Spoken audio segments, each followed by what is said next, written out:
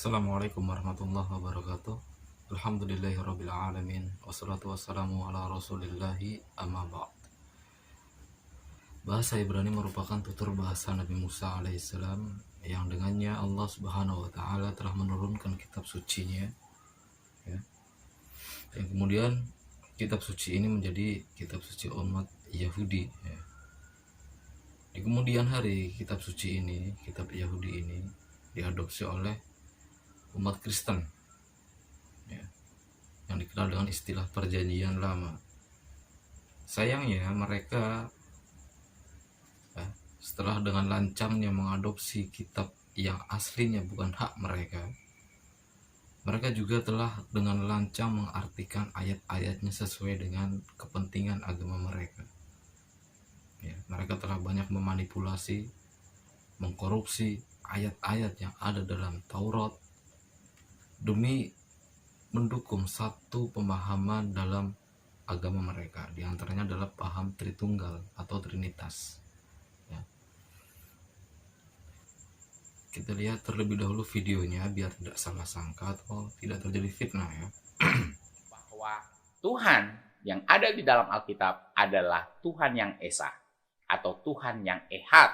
Apa sih arti Esa? Dalam literatur ini dijelaskan bahwa dalam deklarasi paling sentral dari kitab suci dan Yudaisme, yaitu Shema Yisrael, Adonai Eloheinu, Adonai Ehad, dengarlah hai orang Israel, Tuhan, ingat Tuhan adalah Adonai, diterjemahkan, Allah kita, Tuhan itu Esa, dalam Ulangan 6 ayat 4. Jadi jelas Bapak Ibu bahwa Tuhan sedang mengingatkan kita bahwa Tuhan Israel itu unik dan tidak ada Tuhan yang lain. Nah, namun kata Ibrani Ehad tidak diterjemahkan begitu saja. Ini bisa berarti artinya satu, tetapi sering juga digunakan dalam Torah untuk menggambarkan kesatuan dari berbagai bagian. Nah, kata Ehad adalah kata yang digunakan untuk menggambarkan komposisi hari, petang, dan pagi yang disebut dengan Yom Ehad atau satu hari. Kata Ehad juga Baik, kita bahas di kata Yom Ehad, ya. Pembahasan pertama kita akan mengkritisi, ya, atau memberi sanggahan kepada perkataannya tentang kata Yom Ehad, ya, dimana dia mengatakan Yom Ehad berarti satu hari, ya. Pada kitab Kejadian pasal 1 ayat 5, kata Yom Ehad diartikan sebagai satu hari. Sementara dalam kitabnya sendiri ayatnya berbunyi, dan Allah menamai terang itu siang dan gelap itu malam. Jadilah petang dan jadilah pagi. Itulah hari pertama. Itulah hari pertama. Kata Yom Ehad, ya, dalam kitab suci mereka, ya, diartikan sebagai hari pertama. Sementara orang Kristen tadi dalam videonya mengatakan Yom Ehad adalah satu hari, ya. Kira-kira mana yang salah antara si Kristen tadi yang mengatakan Yom Ehad adalah satu hari, atau penerjemah Alkitab ini yang mengatakan Yom Ehad adalah hari pertama? Ya, itu sangat fatal sekali. Tapi tidak mengapa, itu urusan mereka, ya. Itu urusan si pembuat video dengan si penerjemah Alkitab. Kita akan kritisi dari kata-kata dia saja, Yom Ehad yang berarti satu hari. Baik, kita akan bahas di kata Yom Ehad, ya. Kata Yom Ehad yang menurut dia adalah satu hari, ya. Dalam gramatikal bahasa Ibrani, kata benda dibedakan dengan gender dan jumlah, ya. Gender sendiri dibedakan menjadi dua. Yang pertama adalah zahar, yang kedua adalah nekeva. Zahar atau maskulin dan nekeva atau feminin.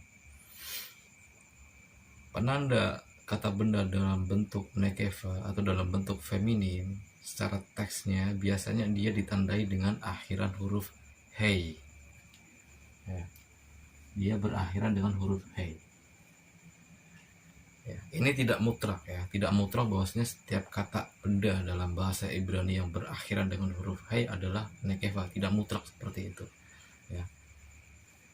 Nah, kata Yom di situ, kata Yom Ehad adalah dua kata yang berbeda ya. Kata yom yang berarti hari ya. Yom yang berarti hari, dia merupakan kata benda dalam bentuk zahar. Kenapa? Karena dia tidak memiliki penanda nekeva ya. Dan secara jumlahnya dia berbentuk tunggal. Apa indikasi dia tunggal? Dia tidak diakhiri dengan akhiran jamak. Kata iyam sendiri jika dalam bentuk jamak menjadi yomayim ya. Jadi kata iyom adalah kata benda dalam bentuk tunggal dan bergender nekeva. Sementara kata ehad ya, kata ehad merupakan infleksi ya, infleksi yang memiliki keterkaitan dengan kata bendanya secara gramatikal ya. Dia bisa memiliki fungsi, diantaranya adalah konjugasi dan adjektif ya, tergantung dari konteks kalimatnya. Nah, jika kita lihat dari kata iyam ehad di sini, maka fungsi dari kata ehad di sini, kata ehad yang berarti satu ini, dia berfungsi sebagai adjektif atau kata sifat ya. Jadi yom adalah kata bendanya,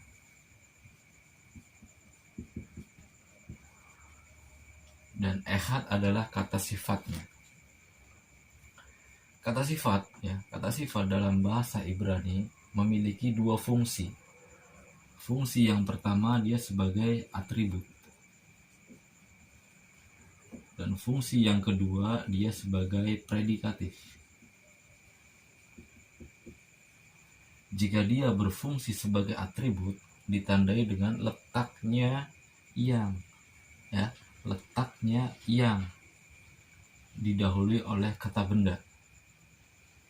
Sementara jika dia berfungsi sebagai predikatif, maka kata sifat itu terletak mendahului kata bendanya ya. Contohnya misalkan ada kata gadol. Gadol adalah kata sifat dari kata besar, dari arti besar. Kemudian ada kata rumah, bait, rumah besar ya. Dia adalah kata sifat yang berfungsi sebagai predikatif. Kenapa? Karena dia mendahului kata bendanya. Sementara jika dia berfungsi sebagai atribut, maka dia didahului oleh kata bendanya ya. Jadi kita sudah temukan ya dari kata yom ehad ini ya, bahwasanya dia sebagai kata sifat dengan fungsi sebagai atribut. Apa maksud dari fungsi dia sebagai atribut di sini ya? Fungsi dia sebagai atribut di sini, dia sedang menjelaskan kata bendanya ya. Ingat, dia sedang menjelaskan kata bendanya. Pola dari kata sifat ini, dia mengikuti pola kata bendanya. Jika kata bendanya berbentuk zahar, maka kata sifatnya juga harus berbentuk zahar. Jika kata bendanya berbentuk nekeva, maka dia juga harus berbentuk nekeva. Jika kata bendanya berjumlah tunggal, maka dia juga harus berjumlah tunggal. Jika kata bendanya mendapatkan awalan penentu dengan huruf hei, maka kata sifatnya juga harus mendapatkan awalan penentu dengan huruf hei. Jadi jelas pola dia. Dia polanya itu sama, mengikuti dari pola kata bendanya. Di sini kata iyom adalah kata benda dalam bentuk zahar ya, maka kata sifatnya menggunakan kata bentuk zahar, ehad ya. Jika dia berbentuk nekeva, maka dia harus berbentuk nekeva. Apa bentuk nekeva dari kata ehad ini? Bentuk nekevanya adalah ahad ya, dia menggunakan akhiran huruf taf.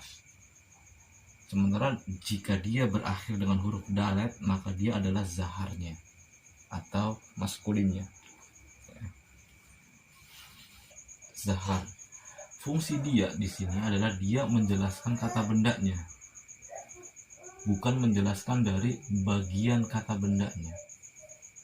Jika kata bendanya itu terdiri dari beberapa bagian, misalkan ada 3, 5, 6, dan seterusnya, itu tidak berpengaruh kepada kata sifatnya. Dia sedang mensifati kata bendanya. Yang disifati adalah apa? Hari. Ya, bukan mensifati bagian dari harinya. Ya. Maka salah jika dia mengatakan satu hari terdiri dari 3 bagian mengambil dari kata yom ehad ini. Ya. Jika dia mengatakan hari itu terdiri dari sekian bagian, itu benar. Ya. Jadi yang namanya hari dia terdiri dari pagi, siang, dan petang. Sementara ehad sebagai kata sifat ini tidak ada sangkut pautnya dengan bagian-bagian ini. Ya. Ehad ini sedang menjelaskan kata bendanya, harinya, satu hari. Ya, menjelaskan ininya. Jika dianalogikan sebagai trinitas, ya, misalkan dalam konteks trinitas, bahwasanya kata ehad dalam kitab-kitab Taurat itu menjelaskan bahwa Tuhan Yahudi itu terdiri dari 3 bagian, itu salah, jelas salahnya.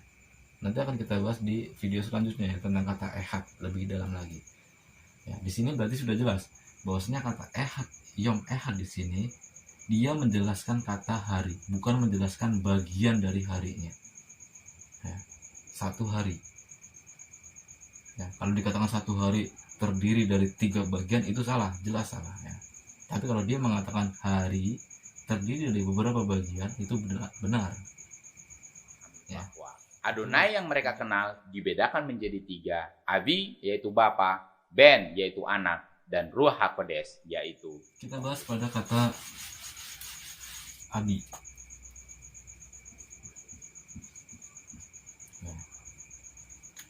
Di video tersebut orang Kristen mengatakan bahwasanya Tuhan itu terdiri dari Bapa, Anak, dan Roh Kudus. Ya.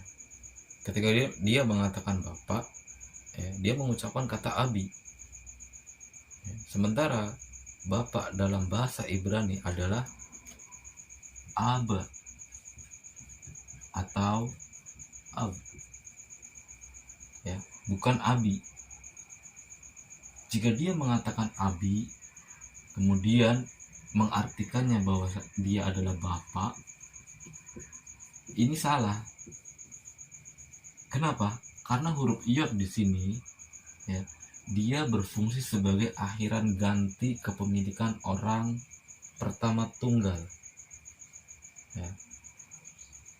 Huruf Yod dia berfungsi sebagai akhiran ganti kepemilikan orang pertama tunggal. Ya. Yang dia bisa dibubuhkan kepada kata benda jika kata benda itu dalam bentuk konstruktus atau bentuk perpendekan. Apa yang dimaksud dengan bentuk perpendekan ini? Bentuk perpendekan adalah jika dia kata bendanya ini ketika mendapatkan akhiran yod atau mendapatkan akhiran huruf yang lainnya, maka huruf terakhir dari kata bendanya itu dia menghilang. Ya, dan vokalisasinya akan berubah. Maka dari itu ketika kata Aba yang berarti Bapa, kemudian dimasukkan di situ huruf Yod, maka alefnya dia akan hilang dan vokalisasinya dari A menjadi I, menjadi Abi, yang artinya Bapakku.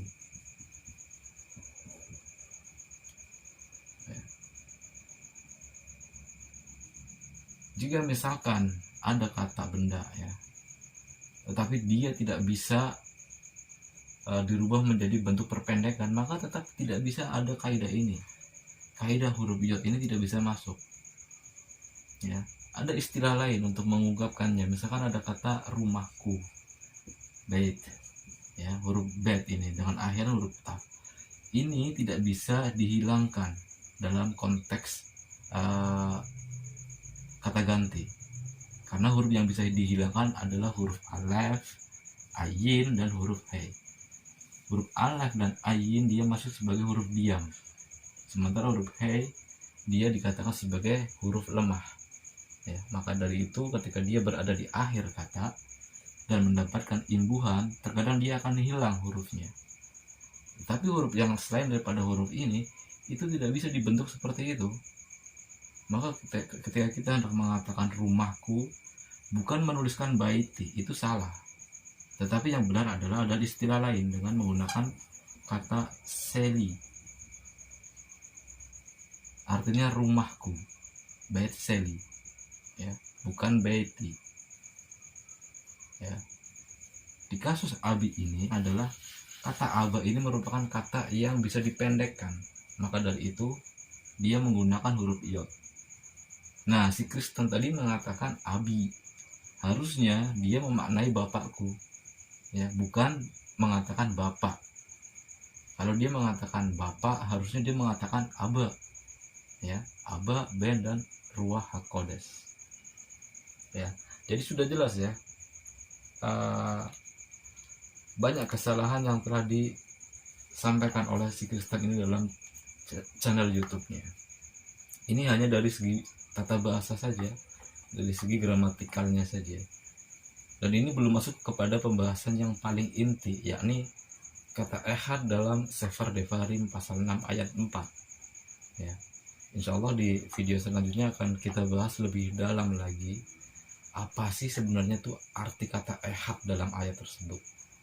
Ya, bagaimana penggunaannya, kemudian bagaimana bentuk-bentuk perubahannya dari sisi gramatikal bahasa Ibrani-nya, ya akan kita bahas di situ. Semoga bermanfaat. Assalamualaikum warahmatullahi wabarakatuh.